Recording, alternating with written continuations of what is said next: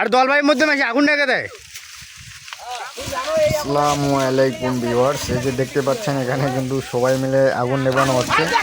মূলত এখানে হচ্ছে পাগল মানুষের কাজ দেখেন। মূলত ওনারা কি করছে যে ওনার ভুট্টা শেষ, তো উনি ভুট্টা বাইর করার জন্য মানে ভুট্টা যেগুলো পিছিয়েছে তো সেই ভুট্টাগুলো বাইর করার জন্য আর কি ওনার নিজের জমিতে প্রথমত আগুন লাগাই দিয়েছে।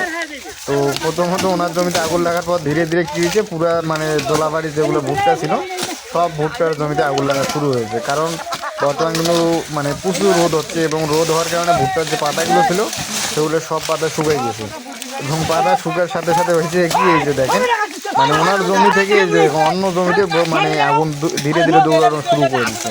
তো যে ওনার জমিতে যে মানুষগুলো আর কি ভুট্টা ছিঁড়ে ছিল ওনারা এখন দেখেন আশেপাশে সব মানুষ ছুটে যাচ্ছে। কারণ হচ্ছে যে এই যে আগুনগুলো ধীরে ধীরে চারদিকে জমিতে ছড়িয়ে পড়তেছে। এখন কথা হচ্ছে যে এই যে আগুনটা এটা হচ্ছে কি পাশের জমির যে ভুট্টা ক্ষেতগুলো আছে মানে যে ভুট্টাগুলো এখনো ছিঁড়ে নেই, তো সেই ভুট্টাগুলো মানে ধীরে ধীরে পুড়ে ফেলতেছে। তো এই যে দেখেন আগুন কিন্তু মানে দুম করে বাড়তে যাচ্ছে। তো এনারা এই যে ভাইগুলো দেখতে পাচ্ছেন, তো এরা না থাকলে কিন্তু ওনার অবস্থা মানে খুবই খারাপ। কারণ উনি যে আগুন লাগাই দেওয়ার পর নিজে অবস্থা বহুত খারাপ। উনি হয়তো এবার মানে এমন অবস্থা হয়েছে এখানে আগুনের পুড়ে পড়ে গেছে, মানে অজ্ঞান হয়ে গেছে। উনি ভাবতেও পারেনি যে এরকমটা হবে। তো উনি বার করতে গিয়ে কি নিজের ভুট্টা বার করতে গিয়ে মানে ভুট্টা খেতে আগুন লাগাই দিচ্ছে।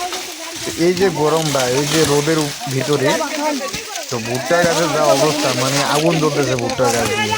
তো এরকম পরিস্থিতিতে উনি যে কাজটা করতেছে ওনার মাথায় কাজে করে নিজে এমনটা হবে। তো এই যে দেখেন এখানে কিন্তু সবাই মানে হেল্প করতেছে, কারণ আশেপাশের যে ভুট্টা ক্ষেতগুলো আছে এগুলো কিন্তু ধীরে ধীরে মানে এই আগুনটা ওই ভুট্টা ক্ষেতে ছড়িয়ে পড়তেছে। তো দেখেন এখানে অনেকজন অনেকভাবে আগুন নিভাচ্ছে। তো এই যে দেখেন একভাবে আর কি আগুন নিভানোর চেষ্টা করতেছে। এখানে একটাই অস্ত্র বর্তমান কিন্তু এখানে আশেপাশে মানে পানি নেই, তো সেখানে এখানে একটাই অস্ত্র মানে মায়ের কোনো বিকল্প নেই, এখানে শুধু মাছ চলবে।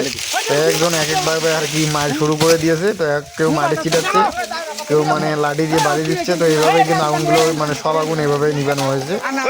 এই যে দেখেন মানে সবাই মিলে একসাথে যদি আগুনটা না নিভাইতো তো ধীরে ধীরে কি হইতো, এই যে চারদিক দিয়ে দেখেন আগুন কীভাবে জ্বলতেছে, মানে আগুনের যে পট একটা শব্দ মানে খড়িগুলো যে পুড়ে যাচ্ছে।